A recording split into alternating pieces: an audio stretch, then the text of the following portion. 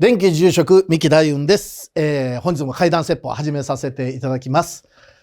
お経の中にですね、末法思想というものがありまして、世の中がどんどん悪い方向に向かっていく、その一番最初に出る現象としてですね、人口減少というようなことが言われるんですけれども、子供さんがね、どんどん減っていったりしてますけれども、子供さんを見ると本当に国の宝だなというふうに改めて感じますが、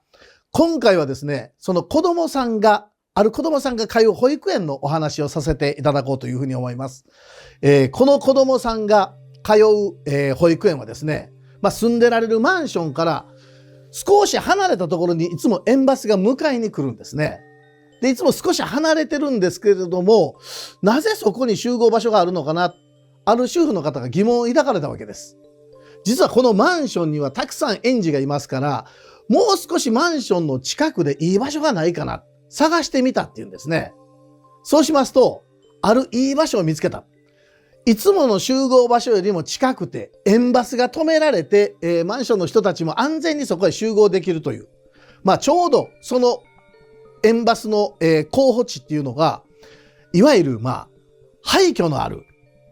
誰も住んでられない家のちょうど前が少し広場になってるんですね。しかもその誰も住んでられない家が、前が庭になってまして、少し木が植わってるんですけれども、そこに他の車が来た時に園児たちも、避けられるので、この場所はどうかなということで、園の方に提案されたそうなんですね。そうしますと、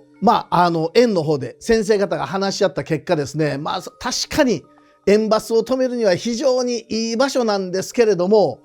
しかしですね、ちょっと園の方ではそこにバスを止めるわけにはいかないある理由があるんです。こんなことを先生から聞かれたそうなんですね。で、どういうことなんですかっていうと、いや、実は誰も住んでられない家のところまで子供たちが行くと、たくさんの子供は泣くんです。そうおっしゃるそうなんです。で、泣くってどういうことですか聞いてみると、なぜか子供たちが怖い怖いって家の方を指さしながら泣くそうなんですね。で、何が怖いのって聞いてもよくわからない。で、ある子は、あそこに誰か女の人がこっちを見てるとか、木の上の方を指して言うそうなんです。そんなことで、ちょっと実は歩くとき、散歩行くときもその前は避けてるんですなんて話が、出たそうなんですね。この話をこの方帰られてご主人に相談されたわけです。そうしますとご主人が、そんなアホなことはあるはずないということで、ご自身の子供さんを連れてある時ですね、この家の前を通ってみたそうなんです。そうしますと息子さんが、うわー急に泣き出したんですね。どうしたって言うと、見てあの木の上に黄色い服着た女の人がこっちを見てる。そう言ったそうなんですね。で、どういうこと？よくよく話を聞くと、黄色い服を着たガリガリに痩せた女性がですね、木の上に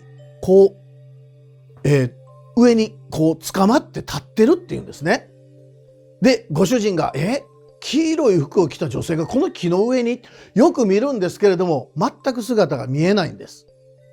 ただその木をずっと見てて、ご主人、あることを思い出したんですね。で、これどういうことかって言いますと、この家のあった場所、よくよく考えてみると、自分が幼い頃にこの前をよく通って自分も保育園に行ったことを思い出されたんです。そしてその時にですね、実はこの家の前に黄色い服を着た女の人が立ってる姿を見えて、それがものすごく自分には怖くてですね、幼いながらお父さんにここ通るの怖い、お母さんにもそのことを訴えてたそうなんです。そしたらお父さんお母さんは、いや誰も立ってないよ、何を見えてんのって言いながら、いつもその前を泣きながら通ってたそうなんですけれども、ある日ですね、あまりに心配したご両親が腕輪の数珠ありますね、それを自分につけてくれた。そしてこれをつけてたらきっと大丈夫だよと言われて、その家の前を通りますと、黄色い服をした女性がですね、あっと男性の方を見て驚いた様子で、突然四つん這いになってうわーっと木の上に上がっていかれたそうなんです。で、それを見て、この数珠をしてるとあの女の人は僕に寄ってこないなということが分かったそうなんですね。で、このことを両親に伝えますと、ああ、そうかそうか、じゃあなんか亡くなった人とかなんかお化けだったのかな。もしなら本当はお経をあげてあげないといけなかったのかななんてことをお話しされたそうなんですけども、それ以来いつもその前を通ると木の上にその女性が、捕まってですね、ずっと自分を見てる。でもまあ自分は数珠をしてるから降りてこられることはない。その安心感で毎日園の方に通ったそうなんです。もしかするとその時の女性が未だ木の上にいるのかもしれない。そう思うとなんかゾッとしてきた。で、また一つ思い出したことがですね、実はその園に通っている最中、ある日、ふとこう思ったそうなんですね。もしかすると、あの女の人、なんかちょっとかわいそうな人なのかもしれない。なんとなくそう思ったそうなんです。なんかかわいそうだな。思わず、この園に行く途中、上をずっと見ててるその女性が木の上にいますね。その女性に向かって手を合わせながら、僕がもし大人になったら、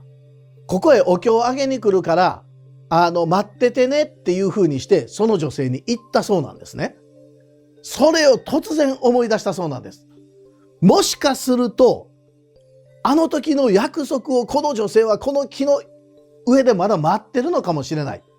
そう思って慌てて私に連絡をくださいまして、もしよかったらその木にお経をあげていただけませんかと言われて、私そのご主人とですね、一緒にその木の下でお経をあげさせていただいたんです。で、それ以来ですね、子供たちもその前を通っても一切泣かなくなったんです。そして今ではですね、新しい住人が、その、土地と家を買ってですね、新しい家が建ってるそうなんですけれども、そこでも何も、どうやら起こらないようになったので、もしかすると子供の頃の約束をずっと待ってられたんではないかなというような、お話でございました。お経の中にですね、愚名霊、これも以前動画でお話ししてるかもしれませんけれども、名前を求めてさまよう霊で、